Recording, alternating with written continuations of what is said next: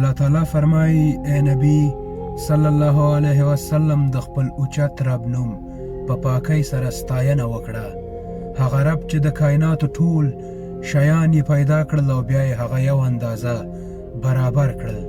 هغه رب چې خیر او شر یې اندازه کړه او بیا یې لاره وښوده، چې هغه بوټي زرغون کړه او بیا یې هغه وچ او تور وګرځول. موږ به زر تا ته قرآن ولولو، بیا به یې ته نه هیروي، پرته له هغې چې د الله خوښوي هغه په ښکاره هم پوهیږي او څه چې پټ دي په هغه هم.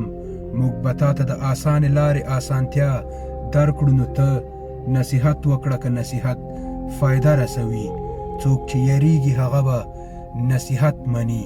له دې نه به ځان ساتي هغه غټ بدبخت دی چې هغه به اور ته ځي، بیا به پکې نه مري او نه به پکې ژوندون عمومي. کامیاب شو هغه انسان چې پاکي اختیار کړه او بیا یې د خپل رب نوم یاد کړه او بیا یې لمونځ وکړ.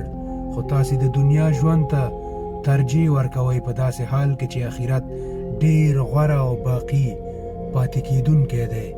همدا خبره په هغه صحیفو کې شوې وه چې کومې مخکې راغلې وې د ابراهیم او د موسی علیه السلام په صحیفو کې. السلام علیکم.